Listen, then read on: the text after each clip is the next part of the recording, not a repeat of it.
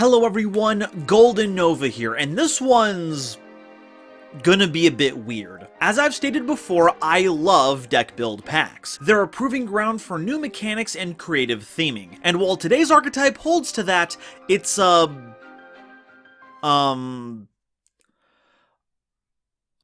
There's a lot of ways to win a game of Yu-Gi-Oh, but generally, stacking as much damage as possible has been the way to go. Massive OTK boards guarded by a series of negates and interactions is the norm. Sometimes you'll see burn strategies making waves, from the mainstream Trick Stars to the game-breaking Frog FTK. And other times, alternate win conditions will crop up like Deep Draw Exodia or stall tactics centered around Europe's most popular single, Final Countdown.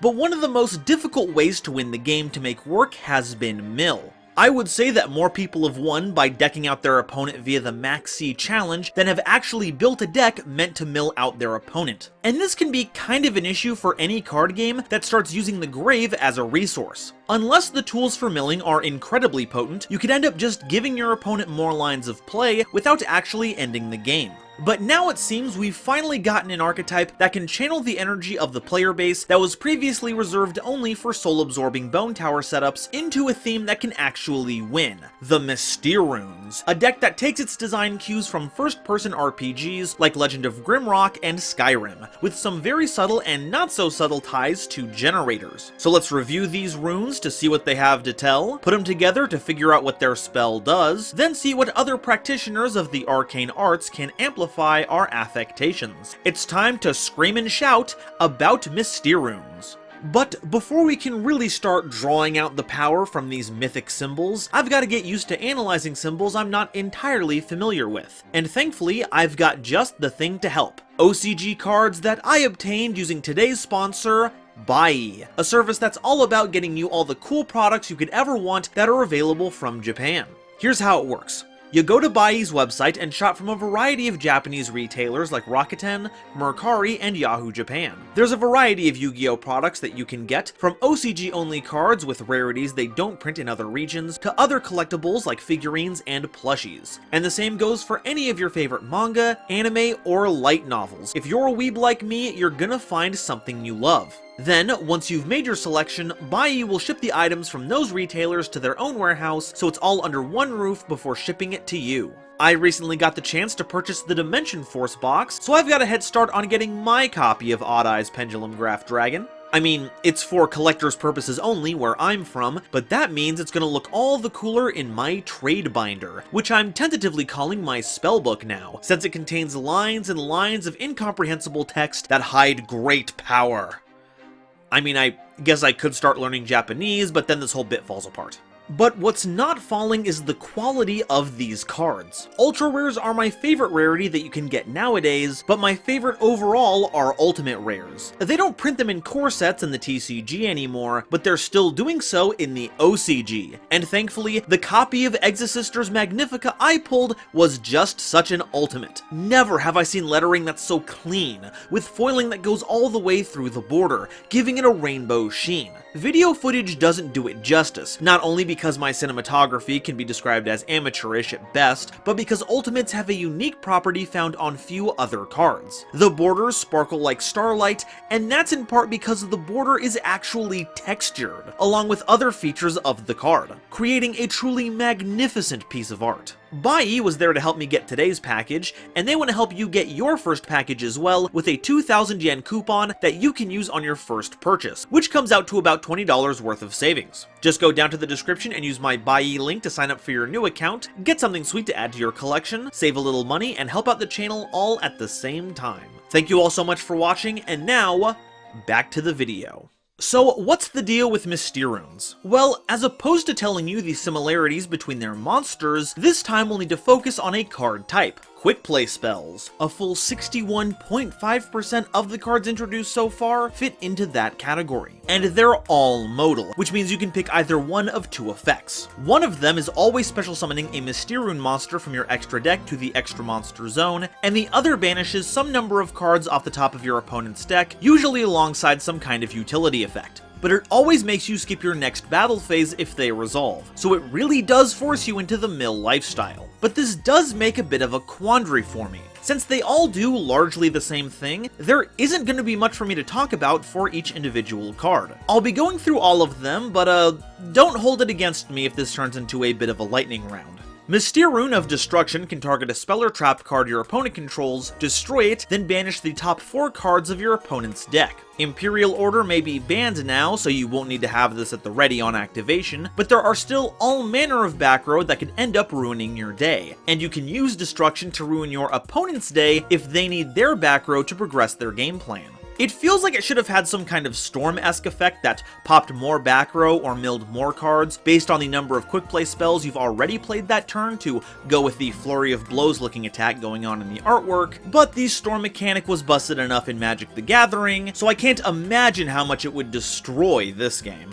Mysterune of Dispel can be activated if your opponent adds any number of cards from their deck to the hand, except during the draw step, to have them discard a random card from their hand, then banish the top 2 cards of their deck. So this makes for a nifty anti-search effect, and because it doesn't exclude drawing, you can trigger this off of draw effects like the pot cards, on top of specific searchers like Reinforcement of the Army. And it doesn't matter who makes your opponent draw, so if you're playing a deck that, I don't know, makes your opponent draw cards for whatever reason, this card will fit right in. But how will we find a deck with such a specific mechanic? I wonder how we'll generate that kind of playstyle. Mysterune of Slumber can target any face-up monster on the field, and for the rest of the turn it can't attack, and the next time it would be destroyed, it is not. Also, your opponent banishes the top 3 cards of their deck. I'm actually a fan of how flexible this card is. If you're going to be spending a few turns doing nothing but milling, you need to find a way to protect yourself, and Slumber is a big time help. If your opponent is building one big monster, Slumber can keep them from throttling your life points, and if it can't be targeted, you can use Slumber to protect your own monster.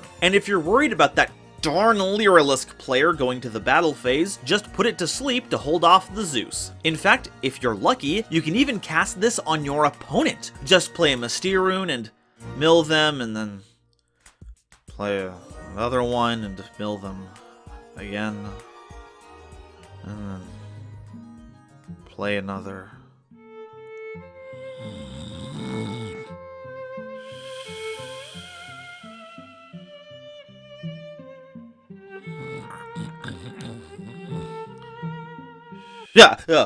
Mysterune of the Brilliant Flame targets an opponent's special summoned monster, destroys it, then banishes the top 2 cards of your opponent's deck. This is another helpful way to hobble your opponent so they don't overwhelm you, but unfortunately will not work on decks that leverage a lot of normal summons like Monarchs and True Dracos. It might also have limited success against Pendulum decks and other themes that go wide, rather than investing in fewer but bigger monsters. But forget all that, Brilliant Flame confirms that your character gets a gun. A kind of magical musket, if you will. That sounds cool. Someone should make an archetype about that. Mysterune of the Freezing Curse targets an effect monster your opponent controls and negates its effects until the end of the turn. Then your opponent banishes the top 3 cards of their deck. Once again, another card that keeps your opponent off their game plan or interrupts an effect that would mess with yours. It's not the first kind of effect like this we've seen, even Forbidden Chalice is a quick play spell that's played for a similar effect, but that doesn't keep this card from being pretty cool. Mysterune of the Golden Droplets lets your opponent draw a card, then they banish the top 4 cards of their deck. This combos with Dispel to make up for Golden's draw, and if you don't want to give your opponent the free card, then that's what the special summoning effect is for. But I gotta say, whoever this adventurer is, they're really generous. Rings of Protection sell for a lot of gold, and here they are just giving them away. Mysterune of the Raging Storm doesn't have an extra utility effect, rather it just banishes cards off the top of your opponent's deck for each card they control, a great way to punish your opponent for committing far too much to the board. It also incentivizes you to build up your board as much as possible to force your opponent to commit more cards to the field. I'm sure there's more strategizing that can be done with Mjolnir over here, but you can hammer out the details later. Our last quick play spell is probably our most important. Point of the Mysterune. It adds any Mysterune card from your deck to your hand, then you banish the top card of your opponent's deck. While our deck is mainly comprised of quick plays, we do have a couple other card types that are crucial to our success, so being able to search them is integral. And if you already have your setup, great, just grab the most appropriate quick play spell you can find. It certainly makes for a good skill tree test. Next we have some more spells, but not of the quick play variety. Deceit of the Mysterune is a continuous spell that you can only control one copy of, and each time a quick play spell is activated, you banish the top card of your opponent's deck. And this effect is not once per turn, so the more Mysterunes you can activate, the better. Or heck, just the more quick play spells you can play, the better. Heck, get your opponent to use quick play spells too. It doesn't care who activates them, just that they get activated. Boy, I just wish I knew who this dashing masked figure was. Oh, obviously, this is Jack of Blades coming in with that remastered design. Ooh, glad we solved that, Mysterune. Spring of the Mysterune is a field spell that allows you to activate Mysterune quick play spell cards from your hand during your opponent's turn, keeping them safe from removal so your opponent can't just pick them off before they have relevant targets. And once per turn, if you activate a Mysterune quick play spell card, you can target up to 3 Mysterune quick play spells in your grave, place them on the bottom of your deck in any order, then draw that many cards. So not only does this recycle your Mysterunes, it also helps make up for the ridiculous minus you incur from playing him. And I've gotta say, attaching a beginning of the end effect to one of your spells each turn ain't too shabby. Especially because you can trigger this on both players' turns, ensuring you've always got a spring in your step. Okay, we've covered all of the spells, now it's time for the monsters that will help keep you safe. Hugin, Wings of the Mysterune, is a level 2 Light Fairy fusion monster with 0 attack and defense, requiring 2 Mysterune monsters as fusion material, though normally you'll just be summoning them out with your Mysterune quick play spells. If this card is special summoned from the extra deck, you can discard a card to add a Mysterune field spell from your deck to your hand. If another card you control would be destroyed, you can banish this card instead, and if this card on the field is destroyed by battle or card effect, return it to the extra deck. This means, despite Hugin's 0 defense, they make for the best blocker out of our fusion monsters. If your opponent destroys them by any means, you can just play another quick play Mysterune card to bring them right back, and if they're bounced by some kind of compulsory evacuation device type effect, well, that's kind of the same thing. And even without all that, having the effect to search the deck's field spell, which kind of makes the entire concept work, is kind of important. So be ready for this card to catch a lot of negation, feather you like it or not. Moonin, Wings of the Mysterune, is a level 3 Light Fairy fusion monster with 0 attack and 2000 defense, requiring 2 Mysterune monsters as fusion material. If special summoned from the extra deck, you can discard a card to add a Mysterune continuous spell from your deck to your hand. This will help increase the potency of your milling with Deceit, but can also grab you other cards in the future should they release those in the future. And when your opponent activates a card or effect that targets any number of Mysterune cards and or set cards you control as a quick effect, you can banish this card you control to negate the activation, and if you do, destroy it. You also gain 1000 life points during each of your end phases. So Moonin makes for an excellent guard, providing a decent defense stat to keep smaller monsters from running over you, while providing card filtering, life point gain to keep you in the game, and a very protective negate to keep Spring and Deceit from getting blasted. Your opponent might find it annoying, but with this monster, you're Moonin for a good time. Geri, Fangs of the Mysterune, is a level 4 Dark Beast fusion monster with 0 attack and 1000 defense, also requiring 2 Mysterune monsters as material. If special summoned from the extra deck, you can target a Mysterune spell in your grave, except a quick play spell, and add it to your hand. Perfect for getting back destroyed Springs and Deceits. Geri can't be destroyed by card effect, and when destroyed by battle, you can target a card on the field and destroy it, thus putting your opponent in a lose-lose situation. Leave Geri on the field, making it impossible to get to their opponent's life points, or lose a card getting this doggo out of the way. And it'll be even worse because they'd have to admit they willingly attacked a dog, and who's gonna do that? Okay, so that's all the Mysterune cards, but what do we— it's stall. You're not allowed to have a battle phase in this deck, so what else are you gonna do? On top of our own cards, we'll throw in as many stall cards as possible to keep our opponent locked down while we strip away all the life points they never knew they had, their deck count. So what can we play to help them out? Thankfully, we can play as many floodgates as we want. Unlike the last deck build pack archetype we talked about, we don't need to keep our back row open for pendulum scales as they move back and forth, so we can leverage Summon Limit, Rivalry of Warlords, Goes and Match, There Can Be Only One, take your pick, and lest we forget that Skill Drain is at 3 now. But a continuous card I would highly recommend for our own safety is Field Barrier. We aren't exactly flush with ways to keep Spring safe, so forcing your opponent to waste more resources on getting rid of it is our next best option. Kaijus are another standout pick. Many, Many boss monsters nowadays have excellent protection against cards like Brilliant Flame, Slumber, and Freezing Curse, but they can't stop you from replacing their best monster with what amounts to a giant turtle with no effect, and at that point you can deal with it as normal.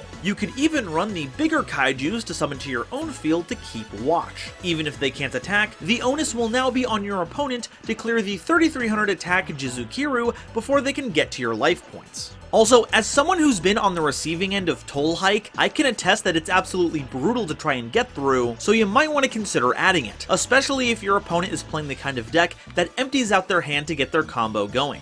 Let's not forget the myriad of quick play spells you can add into the mix to get the most out of the incidental mills from Deceit. Back row removal like Mystical Space Typhoon, Cosmic Cyclone, and Twin Twisters have nice, broad utility. Artifact Ignition is a neat way to leverage cards like Scythe to keep your opponent tied up. Book of Moon and Book of Eclipse can shut down attacks and most extra deck summon materials, with Eclipse even giving you an opportunity to activate the spell.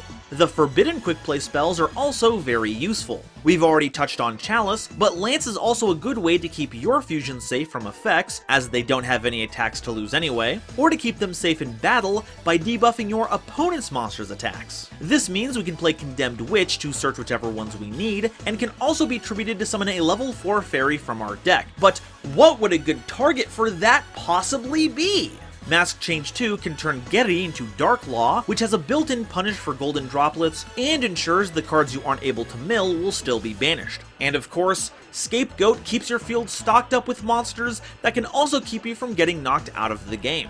As for a silly tech pick, well, if ever there was a time to utilize Inferno Tempest, it's now. Here's how it works. Run the really big kaijus in your deck, Jizukiru, Thunder King, and Dogoron, then replace one of your opponent's monsters with it, preferably something that would negate or interrupt your play. Now go to the battle phase, then activate one of your Mysterune Spells at this point. You don't have to skip a battle phase you're already in, after all. Use it to summon Getty in attack position, then run into that kaiju. You'll be dealt enough damage to activate Inferno Tempest, which will likely shred a lot of cards from your opponent's deck while leaving yours relatively intact. At this point, you can have Getty's Grave Effect destroy the kaiju, or leave that to Brilliant Flame and destroy any other card they have. Now they'll have few, if any, monsters to contend with you, and you can mill out your opponent with the rest of your Mysterunes at your leisure. And that's all I have to say about Mysterunes. They're certainly a very unique deck, and they seem to have solved one of the major issues in mill strategies, but only time will tell if this tactic will catch on with the player base, not to mention if it will see actual tournament success if it does. Either way, if you're the kind of duelist who likes to see your opponent tilted, mauled, and season your fries with all their salt, then this is the perfect deck to ruin your opponent's day. But now, I want to hear what you all have to say. Are Mysterunes good enough to banish all doubt, or are they in for an up-mill battle? Let me know in the comments, and if you haven't already, please make sure to like this video to show your support, subscribe so you don't miss an episode, and share this video with someone you know who loves Yu-Gi-Oh! It really does a lot to help me out. Hey folks, sorry for the weird audio change here. I don't have access to my regular recording place, so I'm just kind of laid up in my car right now with my little portable mic here. I just wanted to make sure that I gave a big thank you to Buyee for sponsoring today's episode. If you want to get one of those magnificent OCG cards that I opened today, that is the best place that you can get your hands on them. Or if you want any of those cool looking products that aren't guaranteed to have a license over here in the States, Buyee is a great place to get a hold of those as soon as possible. But I also want to make sure that I thank all of my wonderful patrons, including the illustrious Quasar Commander, Adam Zajdel, Nebula Navigators, Benjamin Meisner, Eric, Genesis Yu-Gi-Oh!, Gloomba331, Howling Zangetsu, Inblink, John Manji, Julius Sneezer, Panther J, Rebel King Lucifer, Shooting Star 3300, The Fresh Prince of Conair, The Wizard Moose, and Xander Wolfensberger, Cosmic Crusaders, Bear Sharktopus Studios, Serb, Chaz Ghost, Colin Todd, Corbinisms, Cozy Boat 275, Jesus Garcia, Manga Pages, Marion James E. Picata, Arceus, and the legendary Raven, as well as the wonderful Starlight Explorers you see on screen now. If you'd like to be a part of these credits, as well as help me in my journey to cover all of Yu-Gi-Oh's archetypes, make sure to check out the links in the description to my YouTube memberships and Patreon to see if I have anything you'd like on offer. And if you want to hear me talk about another theme that can pull off the soul-absorbing Bone Tower Mill strategy, check out this video I did covering Mayakashi. And if you want to see two Yu-Gi tubers going at it, check out Noah latest series, Progression Polls, where your voice shapes the format. Thank you all so much for watching, and I'll see you next time. Bye-bye.